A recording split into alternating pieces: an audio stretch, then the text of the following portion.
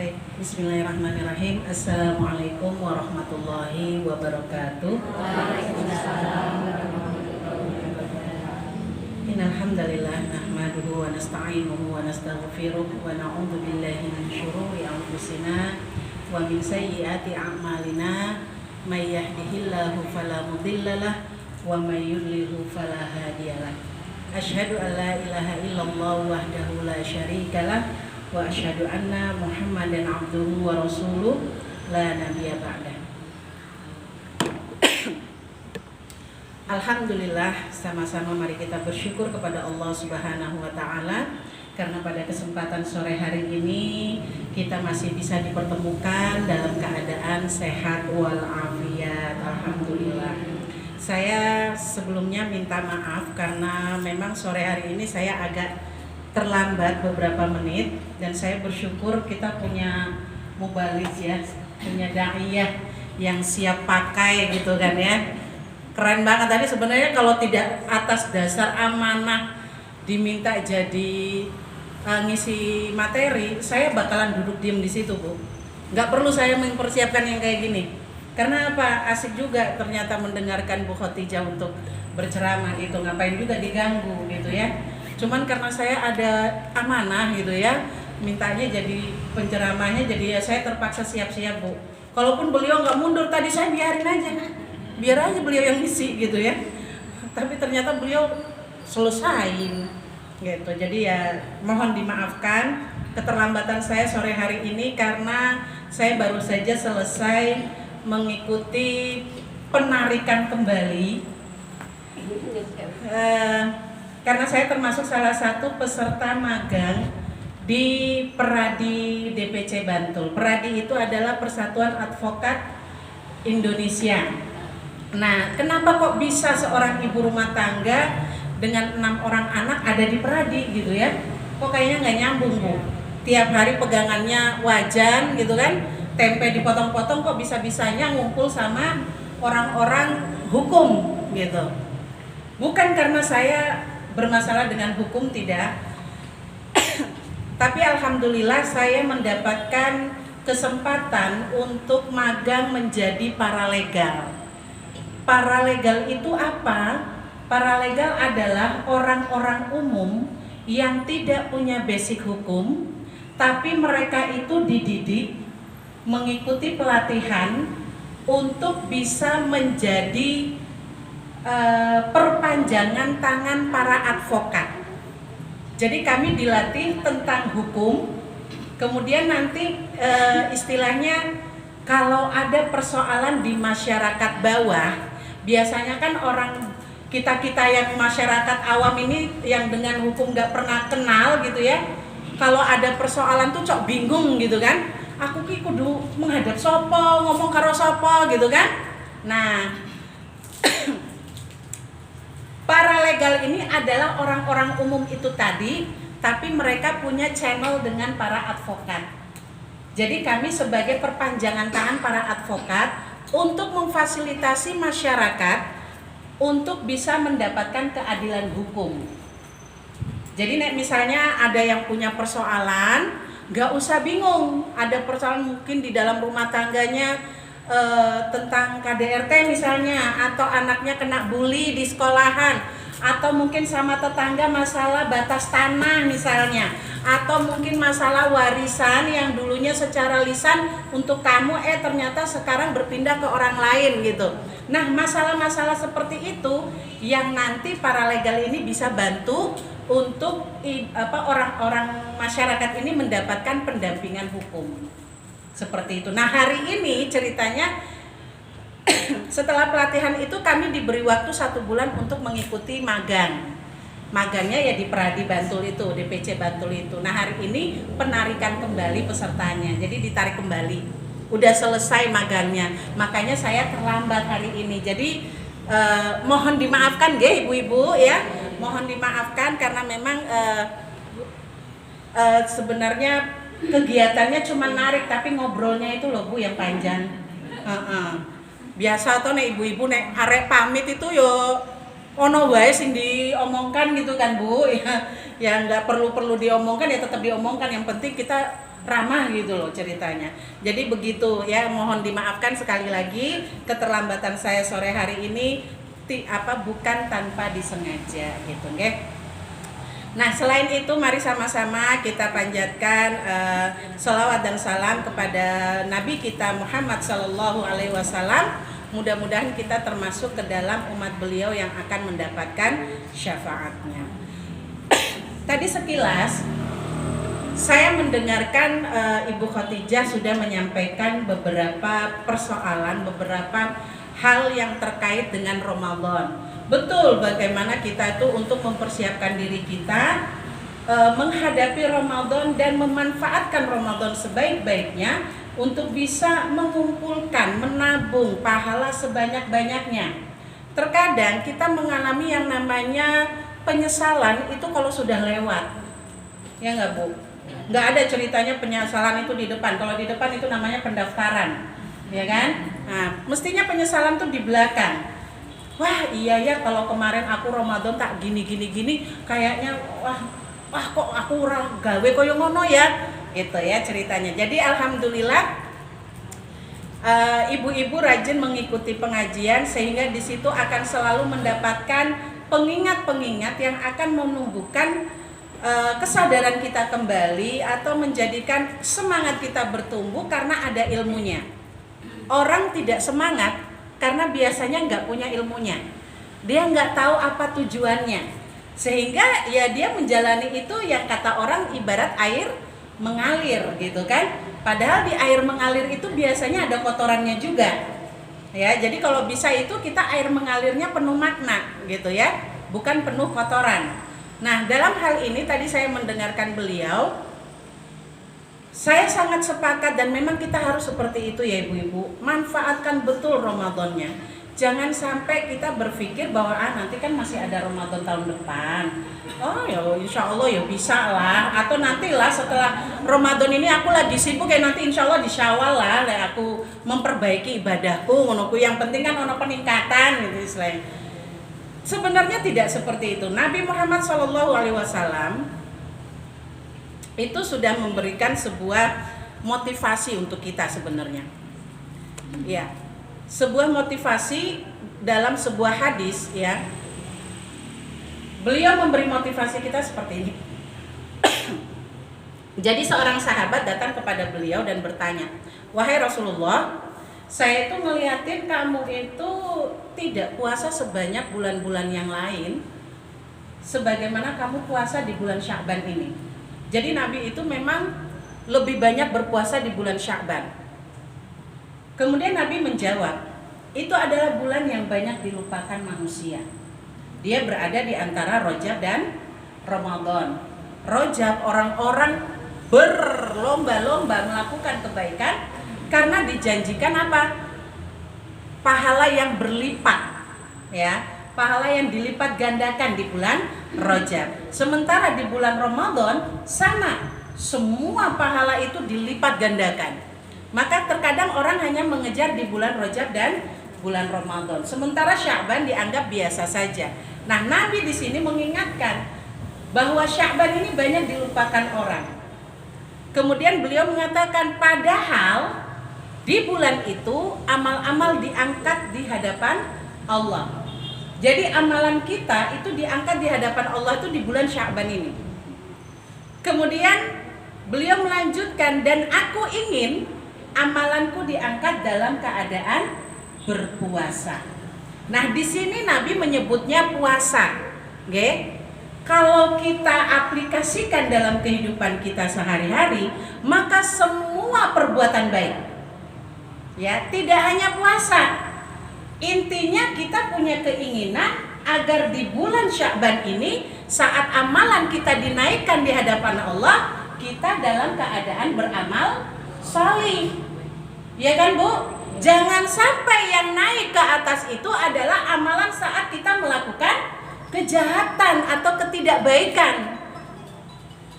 Maka hadis yang tadi saya sampaikan itu sebuah hadis yang memotivasi kita seharusnya betul-betul mempersiapkan diri kita untuk menghadapi Ramadan di bulan Sya'ban ini. Dengan apa? Memperbanyak amal solih.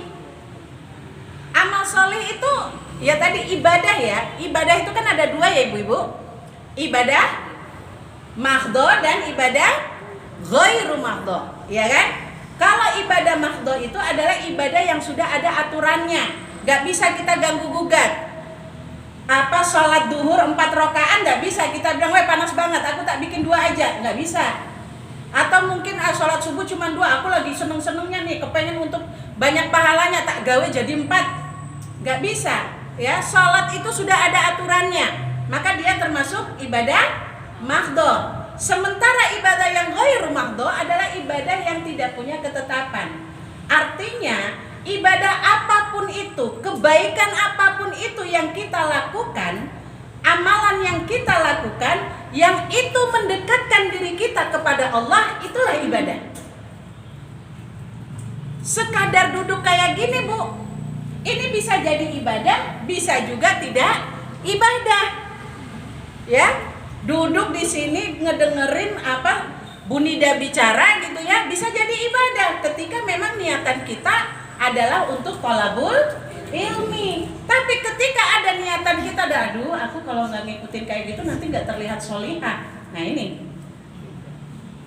nah aku tidak menghadiri pengajian, mungkin aku nggak disindir sama si ibu itu, dianggapnya kurang solihah gitu ya. Nah kalau sudah dengan niatan seperti itu, maka itu tidak termasuk ibadah. Jualan, hanya sekadar jualan apa? Misalnya kita jualan air putih, ya, minuman seperti ini kita jual dengan niatan apa? Membantu orang lain dan dibayar. Menjual itu kan sebenarnya membantu, tapi dapat duit gitu loh.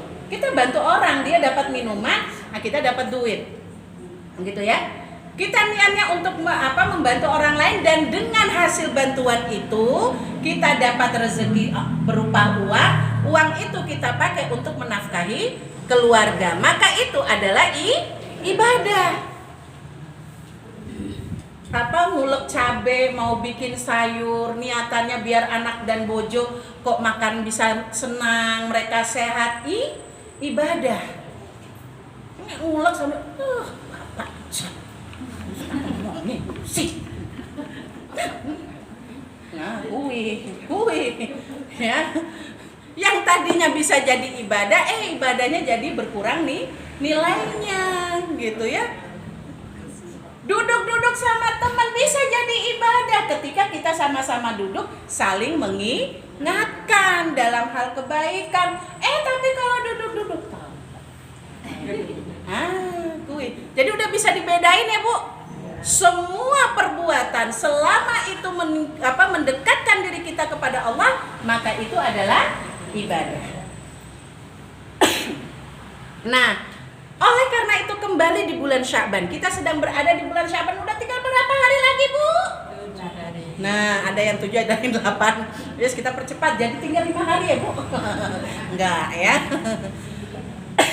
Oh, malah dilamain. Ya, jadi sekitar 8 hari lagi ya Bu. Nah, bulan Sya'ban tinggal 8 hari lagi Bu. Kalau mau puasa, ada pendapat ulama yang mengatakan kalau mau puasa di bulan Sya'ban setelah nisfu Sya'ban, niatannya hanya untuk memperbanyak puasa, itu sudah diharamkan. Ya. Tapi dibolehkan kalau dia itu misalnya untuk membayar hutang, itu boleh. Ya, jadi setelah nisfu Sya'ban itu sebenarnya sudah nggak ada puasa lagi, ya. Jadi udah haram hukumnya kalau puasa tuh. Tapi kalau untuk bayar hutang puasa itu boleh. Atau yang kedua, dia itu pernah bernazar, gitu, itu boleh. Yang ketiga, misalnya dia itu sudah terbiasa Senin Kemis, nah itu boleh. Atau mungkin dia terbiasa Daud, itu boleh. Yang keempat yang keempat saya kayaknya lupa deh Bu. Intinya itu ya Bu.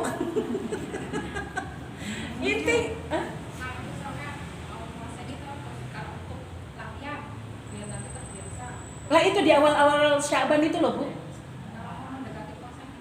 Dibiasakan dengan puasa Senin Kemis aja.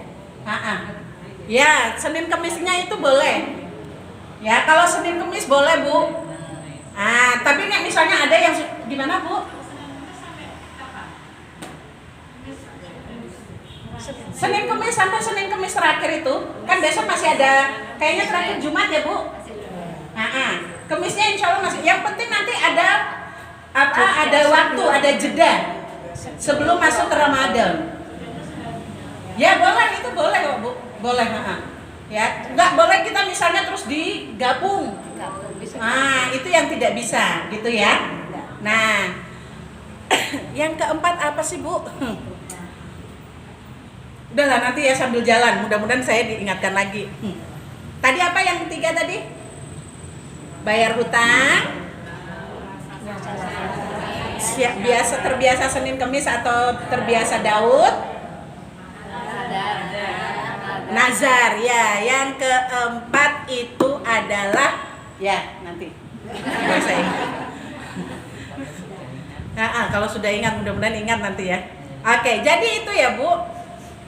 Intinya adalah perbanyaklah amal sholih, ya. Karena amal sholih atau ibadah itu tidak terbatas hanya pada puasa, ya. Berbuat baik pada tetangga, bersedekah, ngasih makanan ke tetangga itu juga amal sholih. Latihan untuk kita bersedekah di bulan Ramadan jor-joran dimulai dari sekarang, ya kan? Nah, giliran kita lagi pengajian kayak gini, tolong itu infaknya diputer, pilih yang terbesar nolnya, gitu kan? Latihannya dari sekarang gitu ceritanya, ya. Nah, jadi saya ini tadi terkait dengan apa yang disampaikan oleh Ibu Khotijah tentang hal-hal yang harus kita lakukan, memperbanyak baca Quran, kemudian sholat. Saya hanya ingin tadi yang saya bilang, terkadang orang tidak mampu melakukan kebaikan itu karena nggak punya tujuan. Dia nggak tahu tujuan dia berbuat itu tuh untuk apa. Ya, maka di sini saya ingin menyampaikan tentang bagaimana kita menumbuhkan antusiasme kita atau menumbuhkan semangat kita untuk bisa melakukan amal sholih itu. Jadi pertama ya yang harus kita lakukan untuk menyadari bahwa saya harus berbuat baik, saya harus semangat untuk membaca Al-Quran, saya harus semangat untuk sholat tarawih misalnya, ya, karena kita tahu yang kita lakukan ini ada tujuannya, ada akhirnya, ya. Kalau janji-janji tentang pahala yang diberikan pada saat Ramadan, harusnya itu sudah bisa menjadi motivasi, ya enggak? Orang yang berpuasa dengan mengharapkan ridho dari Allah dibukakan pintu surga. Itu harusnya udah bisa jadi motivasi itu. Kita tahu tujuan saya untuk puasa, tujuan saya untuk memperbanyak sholat atau mengerjakan hal-hal sunnah di bulan Ramadan itu karena apa? Semua amalan sunnah dinilai wajib oleh Allah. Dan yang wajib itu dilipat gandakan. Itu harusnya sudah menjadi motivasi. Jadi kita tahu saya berbuat ini karena saya mengharapkan itu. Boleh, Bu. Bu, berarti kamu ibadahnya karena mengharapkan balasan dari Allah. Ya iyalah, terus balasan dari siapa? Wong kita cari muka di hadapan Allah boleh, Bu. Yang nggak boleh itu di hadapan siapa? Pak RT, ya kan, supaya dapat bansos misalnya. Nggak boleh. Tapi kalau di hadapan Allah boleh banget. Cari muka depan Allah tuh. Dengan harapan apa?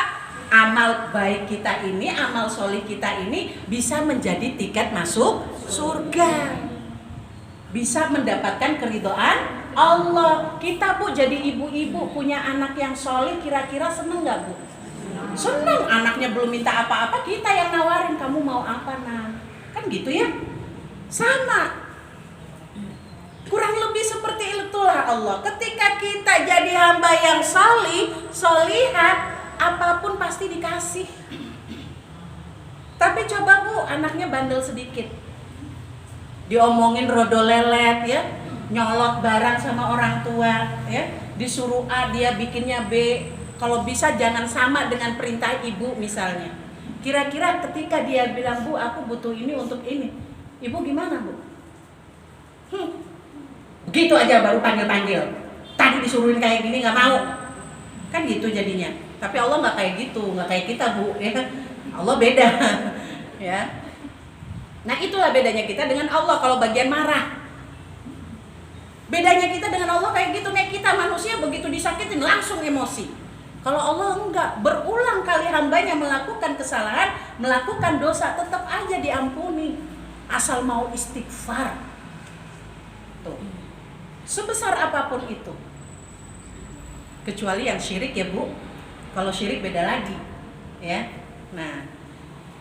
Jadi mari bagaimana